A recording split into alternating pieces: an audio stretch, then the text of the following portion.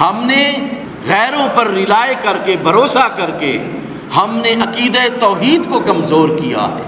اللہ کے ایک ہونے کا جو نقشہ ہمیں رسول اللہ نے عطا کیا اس کو ہم نے کمزور کیا ہے، اور پھر رسالت پر جو ہمارا عقیدہ اور ایمان تھا اس کو بھی ہم نے کمزور کیا ہے۔ آج ایک بڑا فتنہ اس ملک میں قادیانیت کی صورت میں موجود ہے، اور بدقسمتی یہ ہے کہ ہمارے حکام اس کو فیسیلیٹیٹ کر رہے ہیں، ہماری عدالتیں ان کو فیسیلیٹیٹ کرنا چاہتی ہیں اپنی دنیاوی مفادات کے لیے۔ سو یہ عقیدہ ختم نبوت پر بھی ہمارا ایمان اس طرح کا نہیں جس طرح ہونا چاہیے تھا۔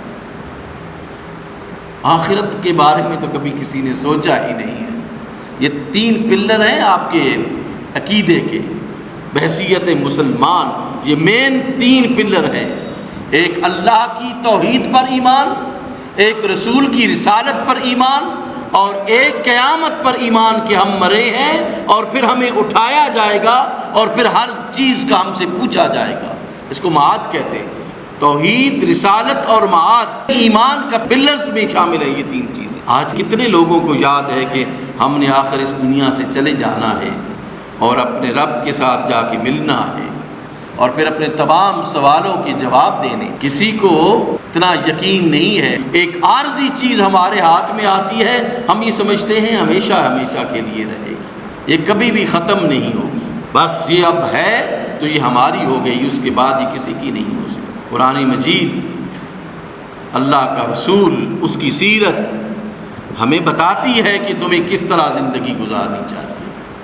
یہ دنیا ہی عارضی ہے، یہ مستقل نہیں ہے، تو کسی وزیر کی وزارت کہاں مستقل ہے، کسی امیر کی امارت کہاں مستقل ہے، کسی بادشاہ کی بادشاہت کہاں مستقل ہے۔ یہ چند دن کا میلہ ہے، یہ چند دن کی بات ہے اور پھر ختم ہو جانا ہے، سب کچھ مٹ جانا ہے، اس دنیا سے سب لوگوں نے جانا ہے، بالکل عارضی ہے۔ اللہ کے رسول نے فرمایا کن فی الدنیا کأنک غریب او عابر سبیل، دنیا میں اس طرح تم رہو جس طرح ایک غریب شخص ہے۔ غریب عربی میں اس شخص کو کہتے ہیں جس کو کوئی جاننے والا نہ ہو، اجنبی، ایک اجنبی کی طرح تم اس دنیا میں رہو۔ کن فی الدنیا کأنک غریب، اس طرح دنیا میں رہو جیسے اجنبی رہتے ہیں، او عابر سبیل، یا جس طرح مسافر رہتے ہیں، اس طرح تم دنیا میں رہو۔ آپ کو 3 4 5 سال کے لیے حکومت ملے تو یہ سمجھ لو کہ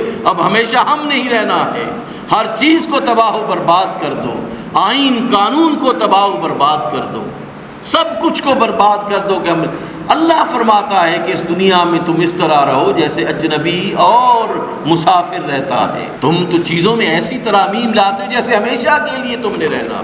اللہ کے ذات پر یقین، اس پر ایمان، آخرت پر یقین، اس پر ایمان۔ دیکھیں نا آج اس ملک میں ذرا غور کیجئے، ہمیں غور کرنا چاہیے۔ آج یہ ملک جس کو ہم نے کلمے کی بنیاد پر حاصل کیا تھا اور ہمارے اکابرین نے لا الہ الا اللہ محمد رسول اللہ کے نعرے پر یہ ملک حاصل کیا تھا، پاکستان کا مطلب کیا؟ لا الہ الا اللہ۔ اگر یہ لا الہ الا اللہ کی بنیاد پر حاصل ہوا ہے تو پھر آج یہاں پہ الحاد کیوں پھیلا ہے؟ اللہ کو نہ ماننے کا یہ فتنہ کیوں پھیلا ہے اس ملک میں؟ جب یہ لا الہ کی بنیاد پر حاصل ہوا، یہ فتنہ پھر فتنہ الحاد کیوں پھیلا ہے؟ اس لیے کہ ہم نے یقین کے ساتھ اللہ کو ایک نہیں مانا ہے۔ پر سے کوئی آیا، کہیں سے آیا، اتنی گرانٹ آپ کو دیتے ہیں، بس ان کو تھوڑا سا ریلیکس کر دیں، آپ نے کر دیا۔ پھر عقیدہ توحید کے بعد عقیدہ رسالت ہے، اس کو ہم نے کس طرح کمزور کیا۔ ایک جابر نے کہہ دیا کہ یہ جو قادیانی مرزا ہے ان کو فیسیلیٹیٹ کریں، آپ نے کر دی۔ نہ عقیدہ توحید کو آپ سنبھال سکے، نہ عقیدہ رسالت کو سنبھال سکے، پھر مومن کیا ہے؟